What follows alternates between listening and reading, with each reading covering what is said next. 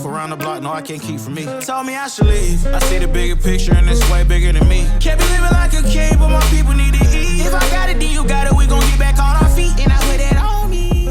네, 안녕하세요. 백구스입니다. 자, 오늘도 여러분들과 아파트 주간 매매 가격 동향을 통해서 서울의 부동산 흐름을 살펴보도록 하겠는데요. 자, 그에 앞서서 이슈가 되고 있는 내용 한번 살펴보고 진행을 해보도록 하겠습니다. 첫 번째는 355조 원 빚진 중국의 부동산 재벌, 자, 헝다그룹 파산설과 관련해서 채권 시장에서 지금 중국판 리먼 사태가 일어나는 것 아니냐라는 그 소식들이 지금 곳곳에서 전해지고 있는데요.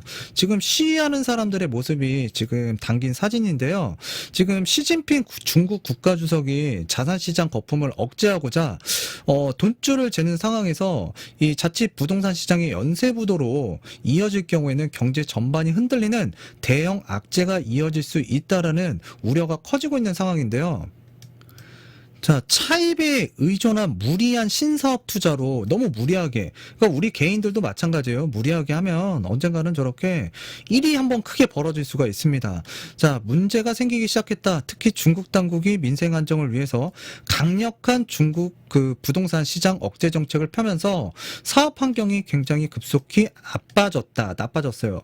자, 그런데 중국 같은 경우에는 우리나라하고 좀 틀려요. 자, 우리나라 같은 경우에는 미분양 사태가 일어나게 되면 어떻게든지 사람들을 그 미분양 아파트에 입주시키기 위한 갖은 노력을 하는 반면 중국 같은 경우에는 또 그렇지는 않거든요. 자, 그런데 이제 미분양이 낮다고 하더라도 중국 같은 경우에는 그거를 그러니까 대출로 그냥 돌려막는 거예요.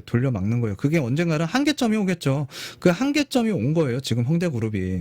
지금 350조라는 천문학적인 금액, 그 헝다그룹이 부채 상환을 감당하지 못해 채무불이익에 빠지게 되면 중국이라는 나라의 금융 시스템이 상당한 리스크와 충격을 가할 전망이다. 자, 그러면 이 중국에 충격이 오게 되면 과연 우리나라에 영향을 어느 정도까지 미칠 것인지, 또는 지금 헝다 사태를 중국 공산당 정부에서 과연 손 놓고만 있을 것인지, 이걸 잘 봐야 될 것 같아요. 그런데 이제 중국만의 문제가 아니라 그 미국계 블랙록과 스위스계 UBS, 자, 프랑스계 아문디 등의 이제 헝다 달러에다가 이제 투자했다라고 하는데요. 지금 손실률이 굉장히 크게 나오고 있어요. 마이너스 한 75% 정도 손실을 기본 시나리오, 기본적으로 보고 있다라는 얘기예요. 더 크게 손실을 볼 수 있다라는 얘기도 될 수 있죠.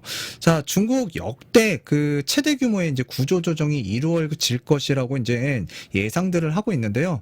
자, 영국의 신용평가회사 피치는 그 신용 등급을 대폭 낮췄는데요. 자, 부도 위험이 매우 높고 원리금을 갚을 가능성은 매우 낮다라는 뜻으로 헝다그룹이 파산하게 되면 뭐 각종 그 밑에 있는 건설 회사라든가 중소형 은행의 연쇄 파산 가능성이 있다라고 경고를 피치해서 날렸는데요. 자, 이 헝다그룹의 주가 추이를 보게 되면 꾸준히 지금 하락을 하고 있죠. 자, 헝다그룹의 이제 파산으로 이제 투자자들이 대규모로 손해를 보게 되면, 자, 그 분노가 이 중국 공산당 정부로 향할 가능성이 굉장히 높다라고 지금 생각들을 하고 있는데요. 지금 중국 공산당이 과연 이 헝다그룹을 그냥 둘 것인가, 아니면 다시 한번 기회를 줄 것인가, 많은 고심이 있을 것 같은데요. 지금 민간 기업의 파산이 그 투자자들이 항의하는 게 뭐 드문 일은 아니지만 중국 정부의 정치적으로 굉장히 위험한 상황이다라고 이제 월스트리트 저널에서 지금 이야기를 하고 있습니다. 자, 일본 니혼기 기자에서는 그 헝다 달러채가 국제 금융시장을 흔들고 있다며, 자, 아까 외국계 투자은행들이 투자를 많이 했죠. 자, 중국 정부의 부동산 규제가 중국판 리먼 브라더스 사태의 도화선이 될 수 있다라고 우려하고 있다. 자, 그래서 지금 중국 정부가 이 헝다그룹을 한번 살려줄 것인가, 아니면 대대적인 역대 규모의 구조조정이 이루어질 것인가에 대해서, 자, 그리고 어떤 수준에서 이제 마감이 그 수습이 될 것인지에 따라서 그 파장이 다를 거라고 예상이 되는데요.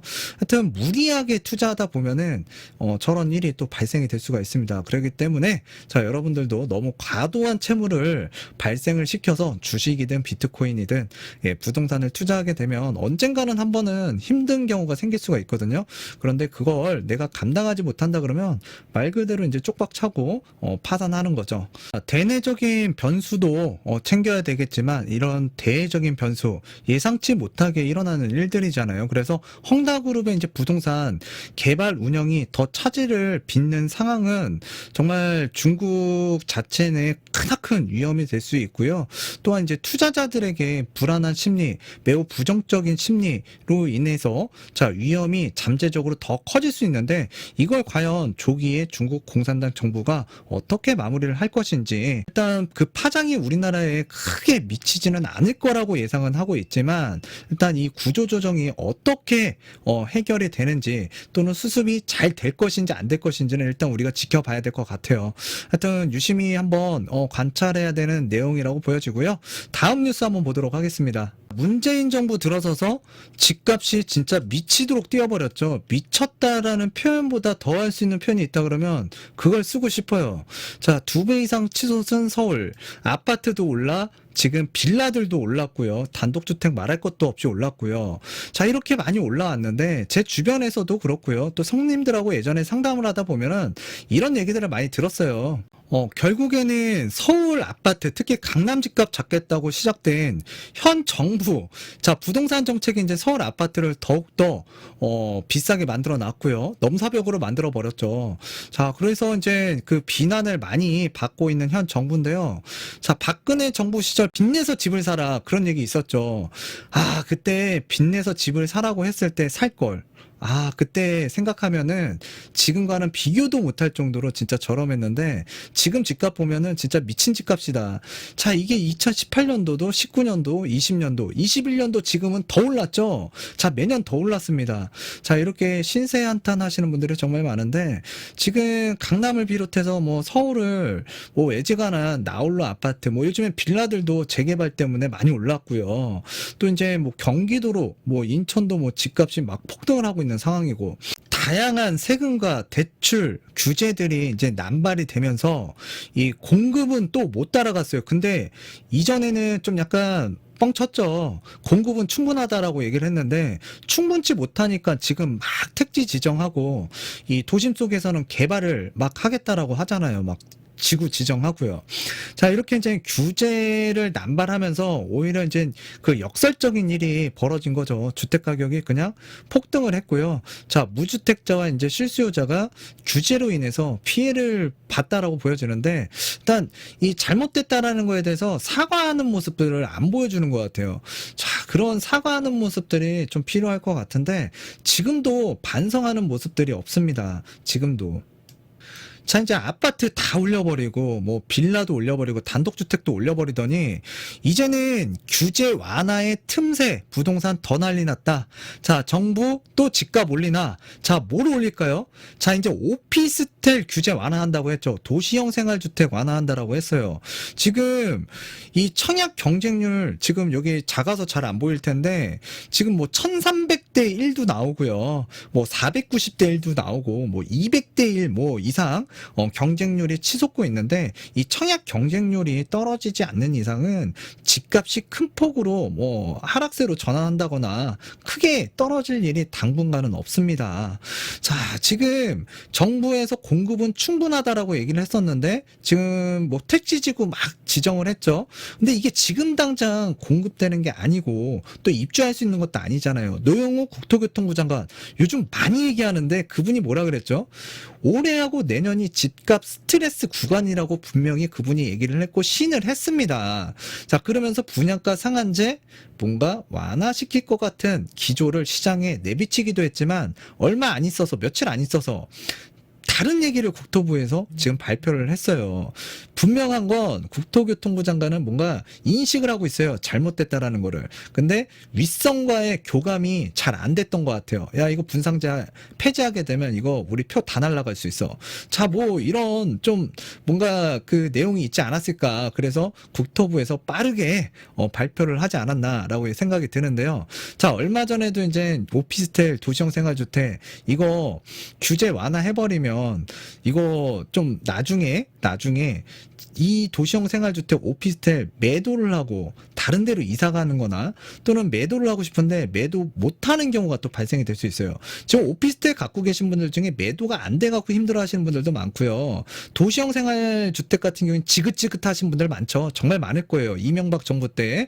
자, 이 원룸형 도시형 생활주택 취득했다가 애물단지가 돼버렸죠. 자, 그런데 지금 정부에서 또다시 이상한 짓거리를 하고 있습니다. 지금 사람들이 원하는 거는 3, 4인 가족, 자, 그리고 직주 근접성이 좋고 아이들 키우기 좋은, 특히 이제 대단지 커뮤니티 시설이 잘 갖춰진 그런 주거 형태를 원하고 있는데, 지금 뭐 이런 오피스텔형이나 이제 도시형 생활주택을 조금 완화를 해가지고 살 수 있게끔 만들어 주겠다라고 얘기를 하고 있는데, 저는 이거 오히려 중소건설사라든가 또는 LH에다가 도시형 생활주택 납품하시는 분들이 있어요. 납품. 제 주위에도 있는데, 그런 분들은 지금 이런 내용으로 인해서 떼돈 벌게 생겼어요. 떼돈 벌게 생겼어. 자, 하여튼 이거는 사람에 따라서 내가 진짜 필요하고 진짜 여기에 맞춰서 살아야 된다 그러면 거주를 뭐 주택을 취득해서 거주를 하셔야겠지만은, 저는 일단 이 아파트 대체제예요. 말 그대로 이 오피스텔을 좀 취득하거나 도시형 생활주택을 취득하는 거는 좀 신중했으면 좋겠다라는 의견을 좀 드리고 싶습니다.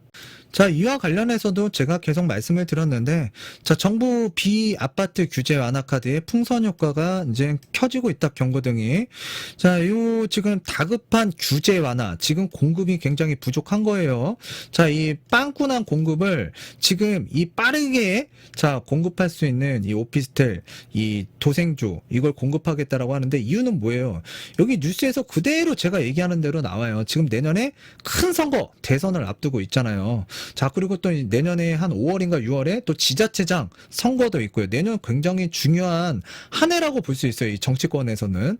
자, 그런데 이제 부동산 문제는 굉장히 크나큰 이슈가 되고 있는 현재 대한민국 이 시장이기 때문에 지금 똥줄 타고 있는 거예요. 제가 그전에도 얘기 드렸잖아요. 똥줄 타고 있고 진짜 앞뒤 가릴 것 없이 지금 눈에 당장 보여서 성과 낼 수 있는 거에만 지금 집중을 하고 있는 거예요. 이래서 과연 이 향후 2, 3년 안에 이 집값, 전세난 이거 해결할 수 있을까 상당히 우려스러운데, 지금 청약 통장 없이 청약금만으로도 이 청약이 가능한 게 이제 아파텔이잖아요. 그래서 이 당첨 이후에도 이제 전매 제한 및 뭐 실거주 규제도 없고, 또 이제 다주택자들이 이제 진입하는 그 부분에 있어서도 대출이라든가 세제라든가 이 청약 등 아파트 규제를 회피할 목적으로 이 풍선 효과가 이 아파트 쪽으로 좀 쏠릴 수가 있는데, 그러면서 가격은 분명히 올라갈 거예요. 올라갈 수 있어요. 그런데 나중에 그 뒷차에 타신 분들 같은 경우에는 좀 재미없는 일들이 벌어질 수가 있다. 그래서 제가 좀 만류를 하는 거고요. 어디까지나 이거는 제 개인적인 의견이고, 또 이제 제가 그동안 오피스텔과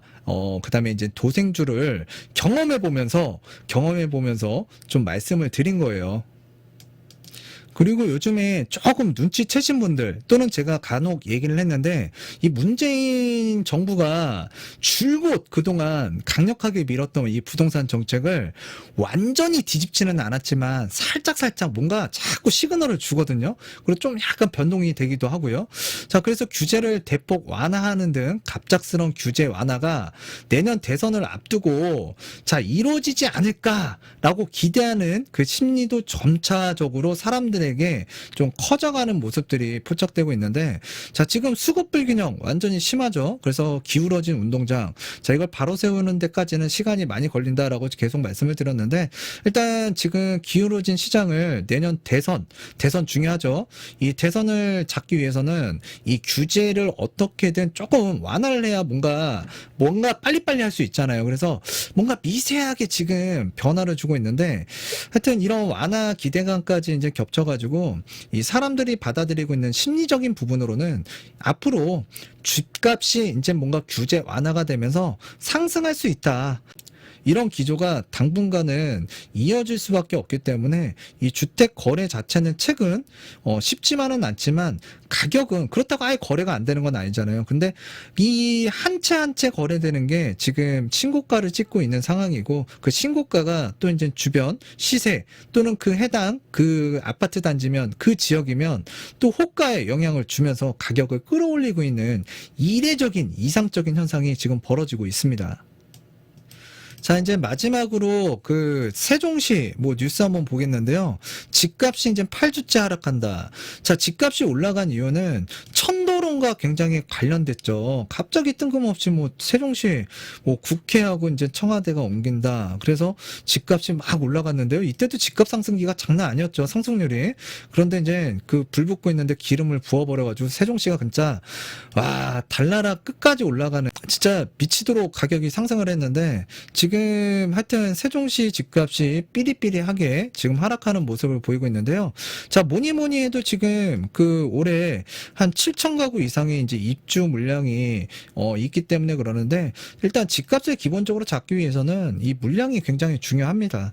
자, 물량 앞에는 장사가 없다라는 얘기를 한번 들어보셨을 거예요.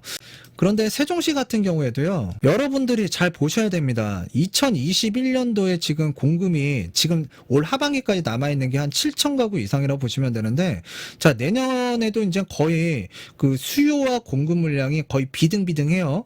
자, 그러다가 23년도에 이제 급감하기 시작하고요. 24년도에도 비등비등한데, 지금 한 내년 하반기부터는 이 세종시의 아파트 가격을 좀 지켜보실 필요도 있습니다. 자, 이 얘기를 하는 거는 일단 굉장히 스터디면 스터디고요. 또 이 지역에 내 집 마련하고자 하시는 분들 분명히 타이밍을 볼 것이고, 또한 지금 가격이 안 좋다. 또 이제 사람들 머릿속에서는 잊혀질 수가 있거든요.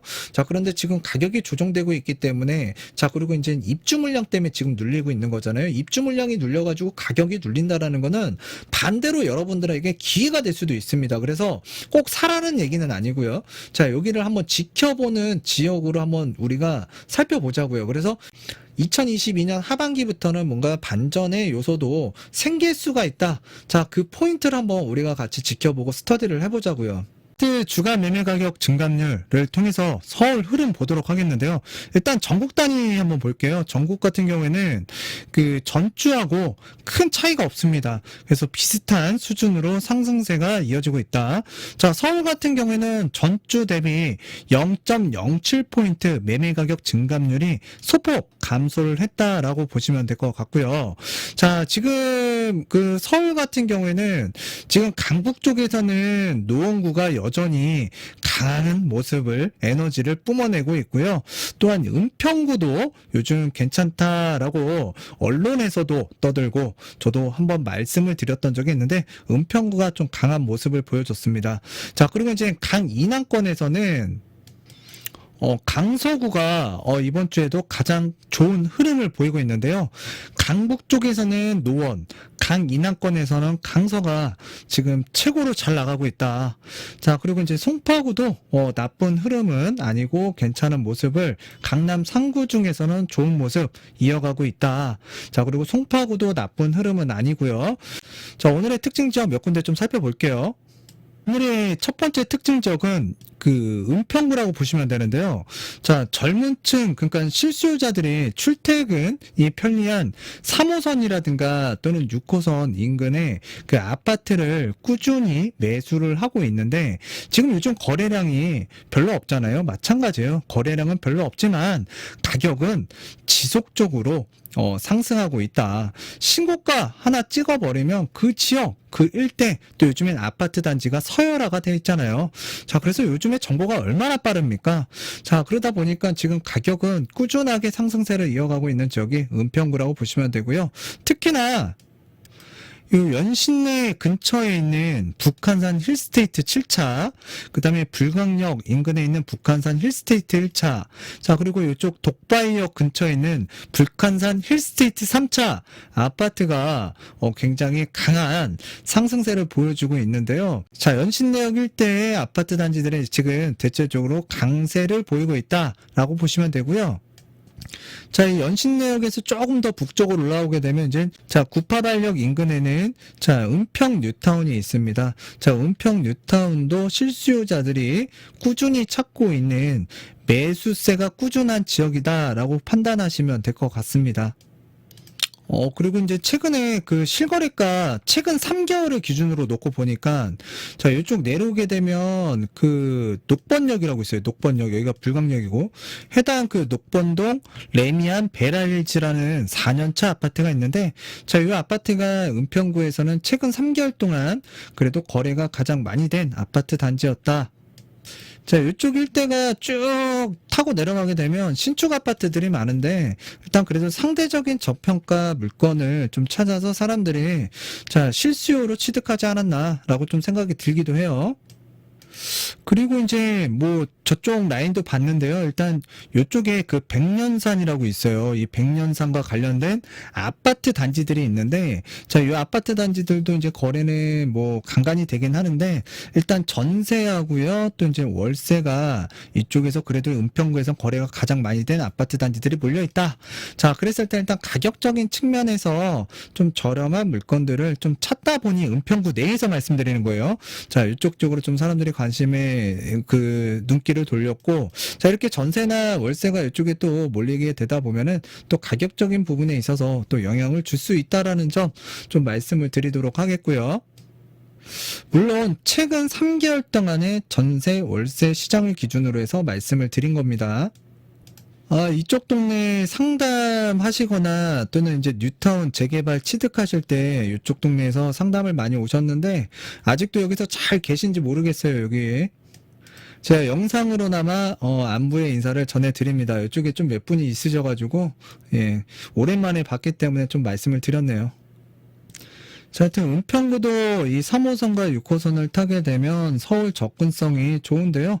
자, 요번에는 종로구를 한번 말씀을 드리도록 할게요. 자, 종로구 같은 경우는 이 3도심 중에 하나잖아요. 자, 도심 업무지구로 이제 직장인 수요가 꾸준한 지역이고요. 자, 다른 지역에 비해서 이제 그 아파트가 그렇게 많지가 않아요. 종로구하고 중구 같은 경우에는. 자, 그래서 이제 매매가가 이제 상승세를 유지하고 있는 종로구라고 보시면 되는데, 지금 금주 같은 경우에는 이쪽에 그 내수동하고요, 무학동 일대 그 역세권 단지들이 좀 강세를 보이고 있는데요. 이번 주 들어서서 좀 강한 모습을 좀 보여주고 있거든요. 자, 그래서 그 한동안 에너지가 없다가 점점 에너지가 좀 살아나는 모습, 특징적으로서 좀 말씀을 드리는 건데요. 일단 종로구도 지금 분위기가 좀 반전되는 모습이 나타나고 있다. 저희 종로구에는 조금 이름 되면 알만한 아파트가 있어요. 바로 이제 경희궁자에. 이름 진짜 멋있는 것 같아요. 누가 졌는지 모르겠지만 이름 하나 끝내주게 진 것 같아요. 이 경희궁자에 같은 경우가 지금 종로구에서는 최근 3개월 매매도 좀 잘 된 아파트 중에 하나고요. 그렇게 매매 건수는 또 그렇게 많지 않아요. 한 10건 이내의 거래량이라고 보시면 되는데, 지금 전세도 그렇고요, 월세도 그렇고 이 경희궁자에 뭐 가격이 또 만만치 않은 아파트인데, 일단 매매도 전세도 월세도 저희 해당 아파트를 중심으로 해서 가장 강한 모습을 나타내고 있는 게 바로 종로구다라고 보시면 될 것 같습니다. 이 해당 아파트가 비싸다고는 하지만 이쪽에 지금 뭐 대기업들도 많이 몰려 있고요. 또 직주 근접성 굉장히 가깝잖아요. 근데 이 일대 그렇게 아파트가 많진 않아요. 또 그리고 좀 이렇게 살만한 좀 대단지 커뮤니티 시설이 좀 잘 갖춰지고, 좀 뭔가 역세권이라든가 또는 아이들 학군을 좀 생각했을 때 요 경희궁자이가 이 일대에서는 그래도 각광받는 아파트라서 지금 좀 자금 여력이 되시는 분들이 이 경희궁자이 쪽으로 자, 이 좀 이사를 하시거나 전세든 월세든 이 종로구에서는 가장 알아주는 단지로서 좀 이렇게 거래가 이루어지고 있는 것 같아요. 자, 이쪽에도 뭐 일자리가 있고요. 아래쪽으로 내려가게 되면 뭐 충정로도 있고, 이 아래쪽으로 또 내려가게 되면 뭐 공덕이라든가 또는 이쪽이 여의도잖아요.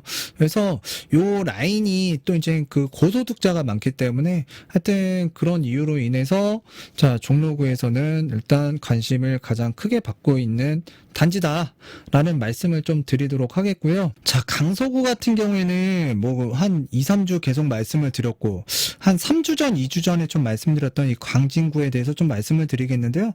자, 광진구 같은 경우에는 뭐 입지 좋잖아요. 그래서 전세를 신규로 체결하게 되면 가격이 비싸죠. 자, 그래서 대부분의 사람들이 계약갱신 청구권 많이 사용한 지역 중에 하나라고 보여지고요. 자, 신규 공급할 수 있는 전세 물건이 줄어서 일단 전세 가격은 계속 올라가고 있는 지역이다. 자, 신규 입주 물건은 기존 금액보다도 한 30-40% 정도 상회하는 가격으로 이제 전세 물건이 나오거든요. 그래서 계약갱신 청구권들 많이 썼을 거예요. 하는 요 광진구 내에서도 전세든 매매든 월세든 거래가 많이 된 지역이 바로 여기가 이제 강변역이거든요. 요 강변역 뒤쪽에 이제 아파트 단지들이 많은데 이쪽에 매매든 거래, 그러니까 매매든 전세든 월세든 거래가 가장 잘 된 지역이다. 최근 3개월 기준으로 좀 말씀을 드리는 거예요. 자, 그리고 이제 왼쪽으로 가면 구의역 지나서 여기가 건대 입구인데요. 여기가 이제 건국대학교예요. 여기가 건국대. 우리 옛날에 건국우유도 많이 먹었었는데, 자, 여기 아래 보면은 이제 더샵 스타시티도 최근 3개월 동안 몇 건 거래가 됐고요. 또 이 아래쪽에 보면 뭐 자양 우성 7차 아파트라든가, 또는 요 밑으로 가게 되면 뭐 자양 우성 1차 아파트, 뭐 여기 일단 이 시리즈가 있습니다. 뭐 단지는 그렇게 크지는 않은데 요런 단지들이 이제 간간히 거래가 되고 있고, 또 전세도 월세도 자, 요쪽 일대에서 좀 거래가 된다라고 보시면 될 것 같아요. 제가 왜 이런 얘기를 드리냐면, 지금 서울에도 뭐 저 종로에 뭐 경희궁 자이라든가 또 백년산 힐스테이트라든가 또는 녹번역 일대 신축이든, 자, 불광동이든 뭐 연신내 주변의 그 역세권 아파트든 좀 여기는 더 서울의 그 도심권에 더 가깝잖아요. 3도심 안에 거의 뭐 양쪽으로 가깝게 위치하고 있는데, 자, 이런 지역에 있는 아파트들 지금 상대적으로 그 외곽에 경기도에 그 좀 좋다라는 지역의 신축 아파트 대비 그래도 좀 저렴한 물건들이 있어요. 그런 물건들을 중심으로 해서 갈아타려고 하는 사람들이 있는데, 일단 광진구에 대해서도 지금 체크를 해보고 있는데, 지금 좀 전에 말씀드렸던 지역들 그리고 지역 내에서 그런 단지들 쪽으로 좀 많이 움직임이 있더라고요. 결국에는 먼 그 시간을, 긴 시간을 두고 봤을 때 사실 그 건물이라는 거는 감가상각이 되는 거잖아요. 교통편이 아무리 편리하게 뭐 GTX가 뚫린다고 하더라도 언젠가는 건물 신축은 구축이 될 거고요. 그 땅의 가치는 분명히 서울 도심권과 경기도 외곽은 틀릴 거예요. 자, 그런데 이제 가격이라는 게 뭔가 이 서열 아닌 서열화가 지금 많이 무너졌어요. 지금 사실. 예. 그래서 이 상품성에 따라서 또 교통 호재에 따라서 지금 가격 역전 현상이 일어난 지금 지역들이 굉장히 많은데요. 하여튼 지금 외곽에 있던 분들이 이것저것 처분을 조금 하고, 또 이렇게 지금 서울 쪽에 내가 내 수준에 맞는 아파트 단지들을 서울에 25개구 자, 통틀어서 본인에게 맞는 자, 물건들로 좀 갈아타려고 하시는 분들이 지금 돌아다니고 있는 사람들이 좀 있더라. 자, 그래서 오늘 좀 말씀을 드렸는데, 좀 요즘에 또 전세가가 좀 불안한 그 서울 지역 중에 하나가 또 중랑구예요. 중랑구. 중랑구와 관련해서는 뭐 다음번에 또 한번 이야기할 기회가 있으면 말씀을 드리도록 하겠고요. 자, 오늘은 이쯤에서 마치도록 할게요. 추석 연휴 가족과 함께 즐거운 시간 보내시고요. 다음 시간에도 유익한 정보로 찾아 나서는 100억 부동산 스토리의 빈대가 되도록 하겠습니다. 감사합니다.